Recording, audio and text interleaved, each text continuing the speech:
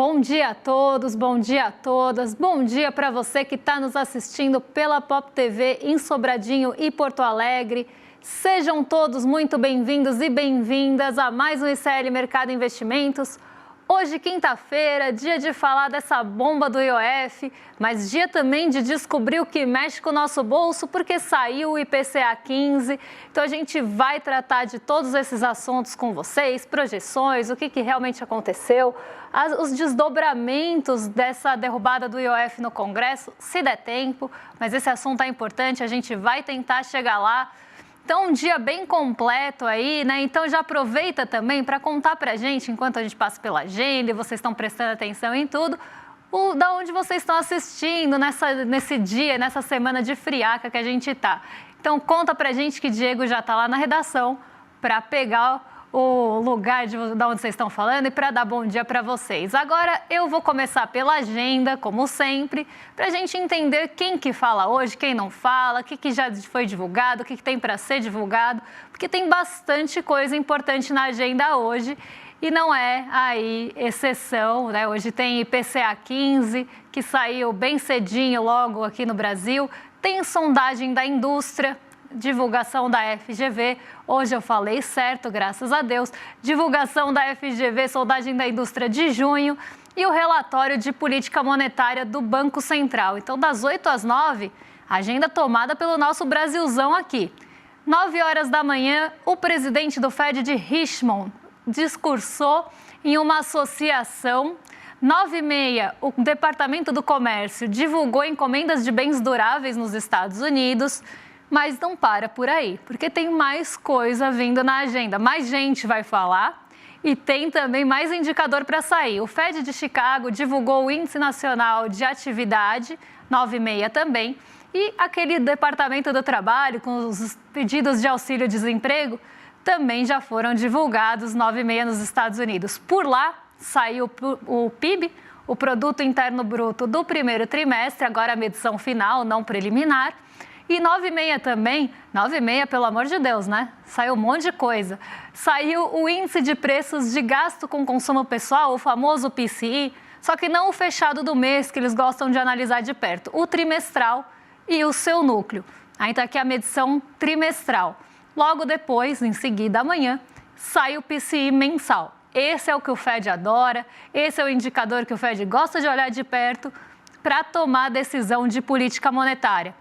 Mas vamos seguir que a gente ainda está nas 9h30 da manhã, hein? Tudo isso já passou, tudo isso já foi divulgado. Agora, agorinha, tem aqui no Brasil o presidente do Banco Central, Gabriel Galípolo, ele mesmo, e o diretor de política econômica, o Diogo Guilhem, participando aí de uma entrevista para falar sobre o RPM, que foi divulgado lá de manhã. Então, o relatório da política monetária, que não é rotações por minuto, tá? É o relatório de política monetária que saiu mais cedo.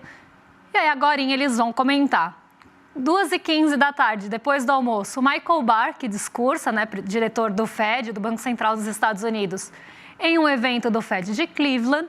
E às 15h30, a presidente do Banco Central Europeu, a Christine Lagarde, vai abrir um evento na Ópera de Munique. Às 4h, sai decisão de política monetária do Banxico, que aqui não é o banco do Chico Sá.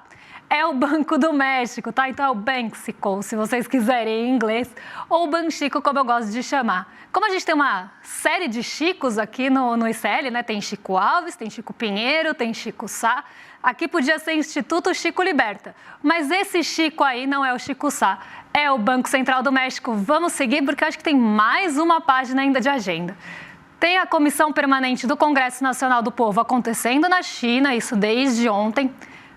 Tem reunião do CMN, o Conselho Monetário Nacional, e, além de tudo, tem resultado primário do governo central de maio sendo divulgado aí durante o dia. Então, um dia bem aí recheado, né? Ia falar até outra coisa, mas um dia bem recheado de indicadores e de falas e reuniões também. Então, a gente deve ter vários direcionadores, vários condutores de mercado. E isso daqui para frente, porque agora o Diego está lá na redação para contar para a gente como é que fechou o mercado ontem. Diego, bom dia, como é que você está? Bom dia, Débora. Muito bom dia para toda a nossa audiência. Aqui o chat está repleto de bom dia. Eu vou tentar contemplar o maior número de pessoas possível, mas eu não prometo nada. Vamos lá. Bom dia para Maria Helena, que está na Serra Catarinense, passando pelo combo frio e chuva. Aliás, na minha honesta, humilde e modesta opinião, o combo perfeito para se ficar em casa, mas é quinta-feira, é dia útil, é difícil a gente ficar em casa, né? Bom dia pro Ricardo, que mesmo com um frio danado, já chegou mandando um vai Corinthians, então vai Corinthians e muito bom dia pro Ricardo. Bom dia pra Andréa Tentoni, diretamente de Franca, em São Paulo. Bom dia pra Juliana Bittencourt, de Floripa, onde também tá chovendo. Bom dia pra Ana Maria Trindade, de Curitiba, pra Gata Revoltada, de Minas Gerais, com muita revolta nos olhos com esse congresso maldito. Bom dia para Vilma Hoffman, de Porto Alegre, no Rio Grande do Sul. Bom dia para Cristina, de Santa Cruz do Monte Castelo, no Paraná. Gostei do nome da cidade. Enfim, muito bom dia para todo mundo. Acabei de perceber que tem muitos bons dias pro pessoal do Sul, então bom dia para toda a região sul do país também. Vamos fazer o nosso fechamento aqui. Pois bem, depois de ter fechado a quarta-feira no campo positivo, o Ibovespa voltou a cair nesta quinta-feira. O principal índice da B3 fechou com uma queda de 1,02% aos 135.767 pontos. Na seara corporativa, os nossos pesos pesados, a Vale e a Petrobras, marcaram presença entre as quedas no dia de ontem, né? As ações da Vale e as ações preferenciais da Petrobras recuaram no dia de ontem. Além delas, gigantes do setor bancário também tiveram um dia triste. Bancos como Itaú e Banco do Brasil caíram e, de acordo com o nosso portal, refletiram a maior aversão ao risco. Nessa atuada, o dólar avançou R$ 0,63, cotado a R$ 5,55. Agora, o que movimentou a nossa bolsa do dia de ontem, né? Foram algumas coisas, né? Primeiro, teve divulgação das contas externas pelo Banco Central, que ficou abaixo das projeções do mercado. Olha só o mercado errando mais uma vez nas suas projeções, né? Mas, enfim... Teve a Fitch Ratings também mantendo a nota de crédito para o Brasil, mas, porém, contudo, entretanto, todavia, alertando para os supostos problemas fiscais que nós temos. E por último, mas não menos importante, teve derrota do Executivo na queda de braço com o Congresso a respeito da elevação do IOF, né, o Imposto sobre Operações Financeiras. Já no exterior, especificamente em Nova York, as notícias também não são muito animadoras. Mesmo com o arrefecimento das tensões comerciais e do cessar-fogo entre Irã e Israel, as bolsas de Nova York fecharam mistas. Inclusive, o Laranjinha, presidente dos Estados Unidos, Donald Trump, voltou a direcionar seus ataques para o Jeremy Powell, presidente do Fed, que é o Banco Central dos Estados Unidos, e inclusive, alguns dias atrás, ele chegou a sugerir a possibilidade de nomear a si mesmo para o cargo de presidente do Banco Central, já que, na opinião dele, ele sabe mais de juros e de política monetária que o economista que ocupa o cargo de presidente do Banco Central. Eu queria ter 1/100º da autoestima do Trump. Com tudo isso no radar, o Dow Jones recuou 0,24%, o S&P 500 fechou literalmente no 0 a 0, sem variação, e o Nasdaq avançou 0,31%. Débora, vou te passar a palavra, já querendo entender um pouco melhor o que explica a queda da Petrobras no dia de ontem, mesmo com uma recuperação do petróleo. Bom, a gente tem alguns fatores, né? Porque não foi só a Petrobras que caiu, a gente teve uma queda generalizada na nossa bolsa. Pouquíssimas ações ficaram no terreno positivo ontem. Foram poucas que conseguiram fôlego para isso. E esse movimento generalizado, ele pode ser explicado com a desconfiança do mercado. Mais uma vez, em relação ao cenário doméstico, em relação ao cenário fiscal. Quando a gente começa a ter esse tipo de preocupação, a coisa dissemina. Então, não importa, claro que se tiver uma empresa mais ligada aqui às nossas questões domésticas, à nossa economia doméstica, ela vai sofrer mais. Mas isso acaba contaminando de forma geral. E a gente não pode esquecer que a Petrobras ela é uma empresa estatal. E as estatais também acabam sofrendo mais em cenários como esse, principalmente em desconfiança do mercado em relação a posicionamentos do governo.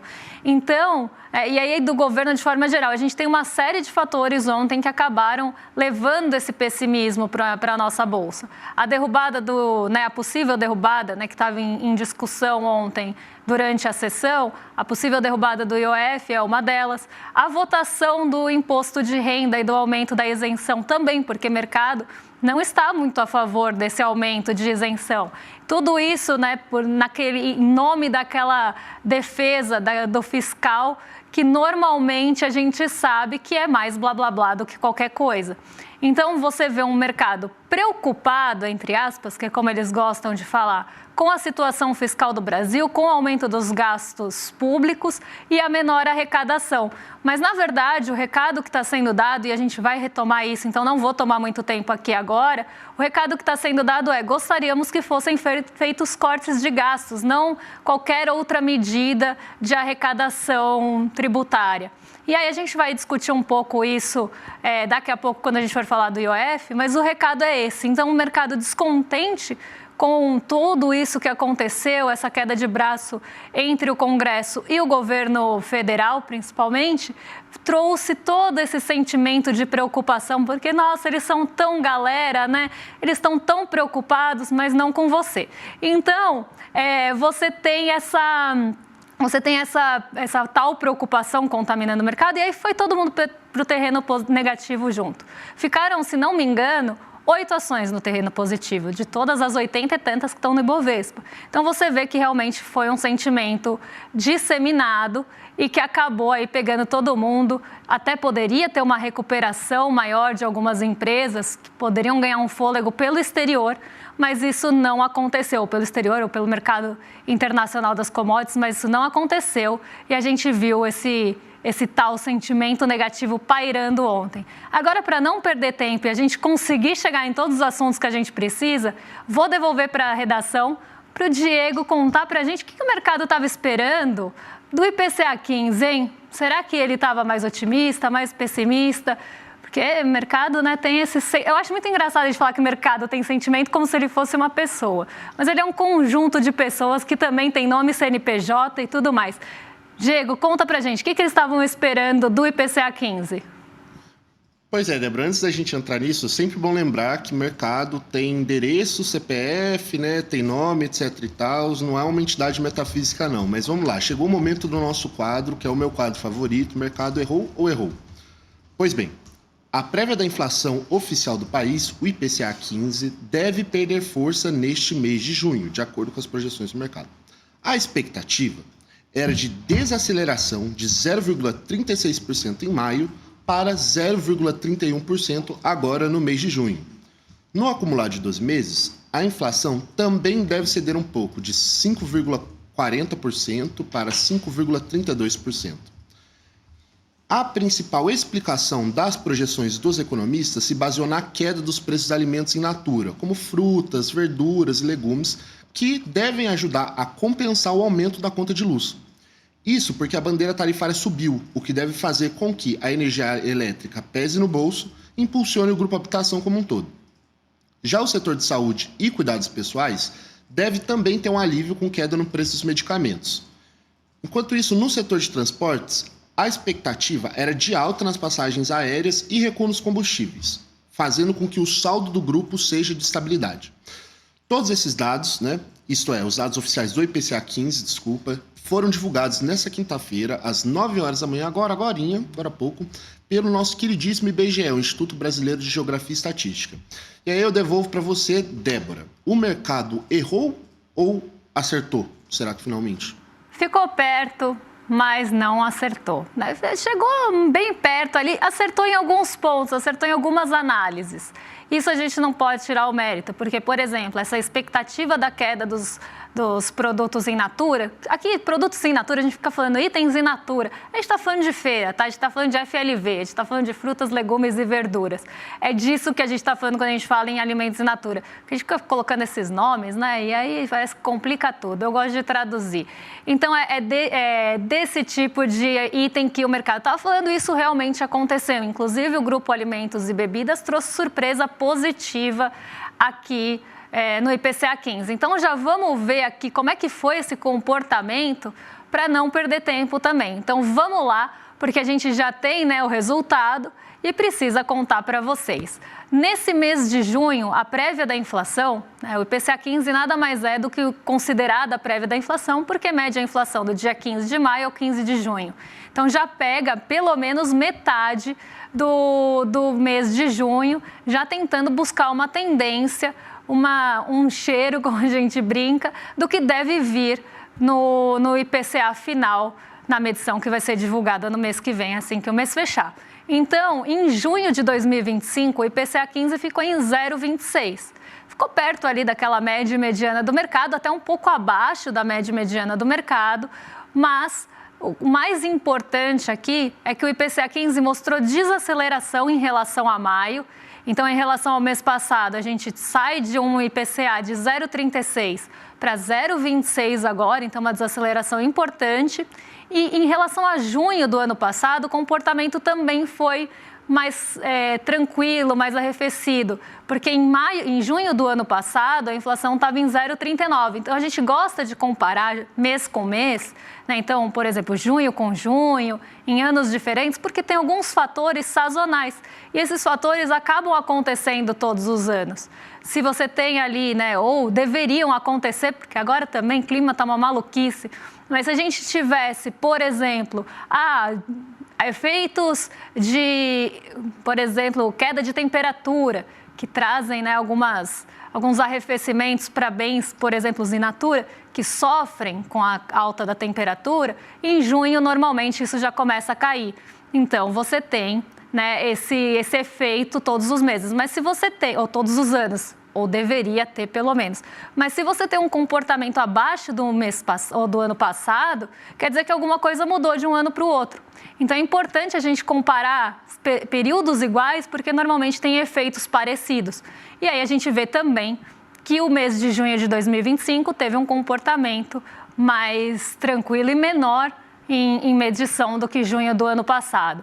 Nos 12 meses, pode voltar aqui na tela, porque ainda tem o acumulado do ano, que ficou em 3,06, e nos 12 meses também ficou abaixo, claro, da média mediana do mercado, porque o comportamento do mês ficou abaixo. Então, nos 12 meses, a gente teve um acumulado aí de 5,27.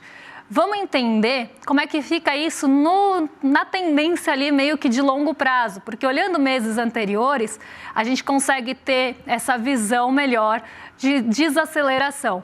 Então, o que a gente vê aqui? Né?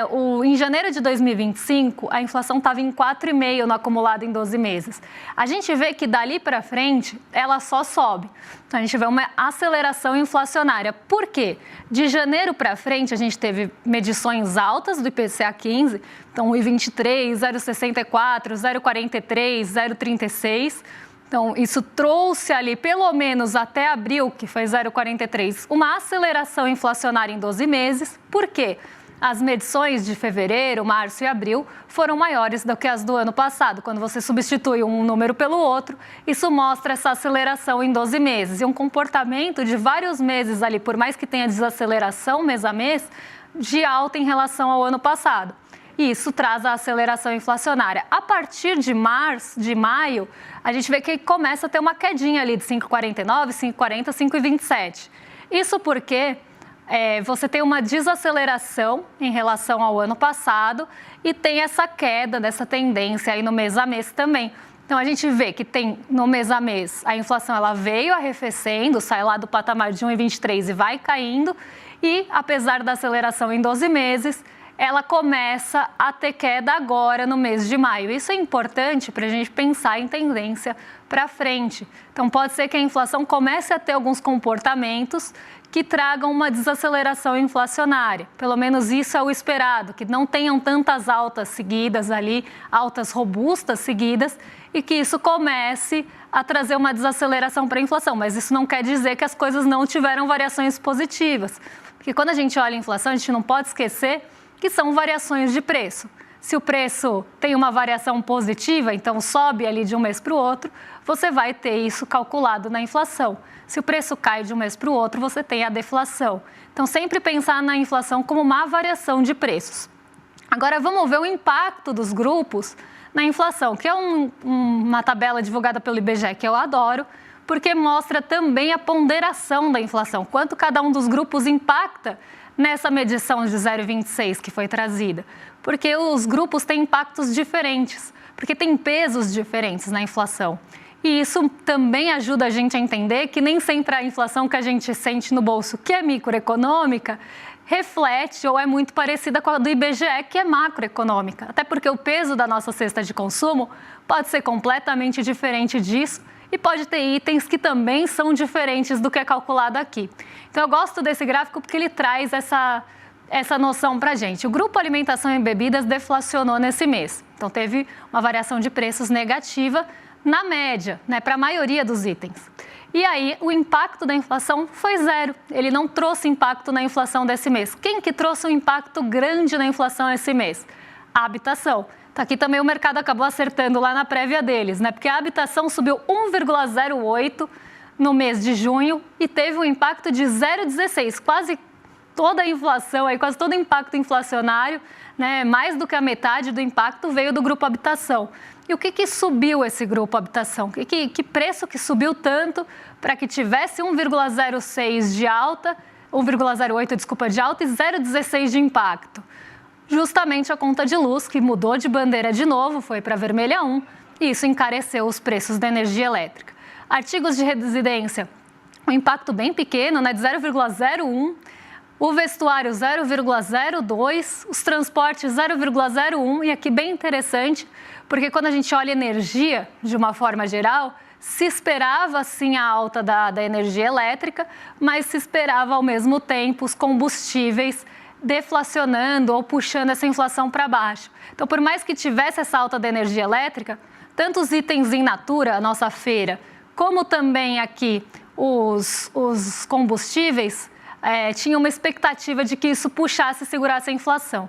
Saúde e cuidados pessoais 0,04, com uma alta de 0,29, e cuidados pessoais e despesas pessoais 0,19, com 0,02 de impacto. Então, aqui a gente consegue ver que foi o grupo habitação que realmente teve essa maior contribuição para a variação inflacionária. Mas vamos ver os itens, vamos ver o que pressionou o nosso bolso, o que não pressionou o nosso bolso esse mês, se teve algum alívio. E eu vi que Bad Dog já está aqui com a gente. Tenho uma excelente notícia para Bad Dog, porque a gente teve uma variação mensal negativa nos ovos, viu? Então, os ovos estão ficando menos pressionados, viu, Bad Dog? Então, você que sempre quer saber dos preços dos ovos e do cofrinho, fique aí sabendo que tivemos deflação nos ovos esse mês. Aves e ovos, no geral, caíram 0,53, mas ainda tem um acumulado em 12 meses de 5,82, acima da média do índice geral.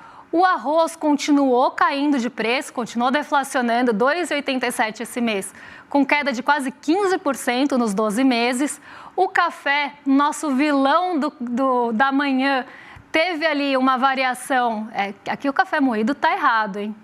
Está errado esse café moído, porque ele teve variação positiva e está com um acumulado alto nos 12 meses. Hortaliças e verduras mostraram uma queda e a gente teve aqueles bens, né? Tomate, que estavam ali, né, voltando para a moda, mas já saíram. A gente teve as hortaliças, as frutas e legumes mostrando arrefecimento nesse mês também, o que contribuiu para aquele índice de alimentos e bebidas caírem. Por outro lado, a cebola voltou a subir. E aí tem alguns fatores sazonais mesmo que se espera em junho por conta da queda de temperatura que eu estava explicando. Itens in natura, se a gente for pensar hortaliças, alface, tomate, eles são muito sensíveis a calor. Se eles passam tempo no transporte, e não é à toa que eles são plantados perto dos centros urbanos, porque eles ficam menos tempo no transporte, se eles ficam muito tempo no transporte, eles estragam. Se você está com calor excessivo, eles estragam. Eles são mais sensíveis também às chuvas. Então, tudo isso, né, quando a gente começa a ter todos esses eventos climáticos, esses efeitos climáticos, você tem esse efeito no preço dos itens in natura. Se isso começa a deixar de ser um problema, aí os itens começam a cair, mas não necessariamente eles estão com acumulado baixo. Então, depende de quanto tempo eles acumularam alta. O tomate, por exemplo, aqui para a gente pegar um exemplo prático, subiu alguns meses, mas não necessariamente ali, não o suficiente para levar o 12 meses para um terreno muito positivo. Então, você vê que você está elevando o preço do tomate, mas na média ali dos 12 meses ele ainda não subiu, ou ele ficou com um acumulado muito baixo. Então, é isso que a gente precisa entender, né? A gente está falando de variação de preços mês a mês, mas também é importante olhar o acumulado, porque pode ser que ele subiu alguns meses ali especificamente, pontualmente, mas ainda não é o vilão do nosso bolso. Agora, o café, ele é um vilão, sim. Ele está com um acumulado muito alto e ele está ali batendo 80%, 90% de alta nos 12 meses. É realmente o vilão do café da manhã. Agora, vamos ver os preços de energia, como é que ficaram, porque a gente teve também movimentação nesses preços energéticos que a gente chama. O que são preços energéticos? A energia elétrica de fato, combustíveis, temos todos esses itens aí deflacionando, inclusive, exceto a energia elétrica, que subiu. Mas ainda, olha que interessante, a energia elétrica subiu de novo. Mas o acumulado em 12 meses não é um acumulado tão alto, porque ela passou algum tempo mais contida. Agora que você está tendo a falta de chuvas, o acionamento das termoelétricas, a bandeira vermelha, e isso faz com que ela tenha um acumulado em 12 meses de 0,59. Ou seja, meses anteriores ela não estava em alta. A variação não era positiva de preços, era negativa. E eu não gosto de falar variação positiva e negativa porque dá o efeito contrário na gente, né? Variação positiva é ruim para a gente e variação negativa é boa. Mas é só para vocês entenderem queda e alta aqui. A gasolina caiu 0,36, o etanol subiu 0,22, o óleo diesel voltou a arrefecer. Então, a gente vê que os itens mais voltados à casa subiram, que a gente está falando de botijão, gás encanado, mas os veículos não tanto. Então, os veiculares acabaram realmente aliviando a inflação. E os itens mais voltados para o uso doméstico ali, na energia, puxaram a inflação. Isso ajuda a explicar por que combustíveis e transportes caíram e artigos de residência subiram, pressionando o nosso bolso. Infelizmente, não vai dar para a gente falar de IOF. Amanhã eu trago isso e aí também tem o dia inteiro para pistolar, porque esse assunto me tira do sério. Falar de desigualdade tributária é uma coisa que realmente mexe com o meu humor, então amanhã a gente fala disso. Agora eu vou convidar vocês para se inscreverem em iclmercado.com.br. Para quê? Para assistir a nossa aula de domingo. Eu espero estar lá com vocês no domingo também. Então eu e Edu, né, eu sempre entro um pouquinho ali para conversar com vocês na aula também. Eu e Edu estaremos no domingo prontos aí para falar sobre investimentos, né? E a gente vai entender também onde, né, e como lidar com essa turbulência toda que a gente está vendo acontecer. É juros que sobe, é expectativa de juros que vai lá para as alturas, é Donald Trump falando besteira na República Laranja, é um monte de coisa acontecendo ao mesmo tempo, banco disputando vocês. Então, tudo isso gera dúvida mesmo do que fazer, né? A gente fica no meio de tanta informação e às vezes não sabe ali para onde ir. Mas investir não é uma coisa de outro mundo, é para todos. E é isso que a gente quer contar para vocês. Então, iclmercado.com.br para garantir a vaga e ficar com a gente no domingo. E agora, eu já vou mandar para os nossos vizinhos de cima. Aliás, quem estava elogiando aqui no chat, o nosso colega de boné, William De Luca, era o seu boné que estava sendo elogiado. Então, era o William que estava de costas e o boné dele é realmente lindo, eu também acho. Então, agora já estou entregando para eles e por isso que a redação ficou vazia, viu? Para quem falou, o povo foi almoçar. Não. O povo foi lá para o rolê, que era o povo do rolê que estava atrás da gente. E agora eles já estão prontos para receber vocês, já estão nos seus postos. Então, eu entrego para eles agora e amanhã eu estou de volta. Um beijão e até lá. Sabe que para muita gente, às vezes sobra no fim do mês. É difícil, mas às vezes sobra um pouquinho de dinheiro. E ele fica lá no banco. O banco pega esse dinheiro, empresta para outros, cobra juros altos e ganha em cima do que você deixou lá. Você precisa saber investir. Investir não é só para quem tem muita grana, não. Pode ser para você também que consegue poupar um pouquinho a cada mês. Agora, investir como? É essa a dica que a gente quer dar aqui no ICL. Eduardo Moreira, que veio do mercado financeiro, que conhece as armadilhas dos investimentos, vai dar uma aula online, gratuita, para ensinar para você. Investir é para todos. Vai ser no dia 29 de junho, às 8 da noite, é num domingo. E aí, Chico, vamos microfonar, amigo? Velho, agora... Rapaz, que estampa é essa, rapaz? Gostou? Comprei na loja de CL. Pô, tá agorinha. Vista a coragem. Leve a luta com você. Camisetas da comunidade mais corajosa do Brasil. Acesse souicl.com.br e garanta já a sua.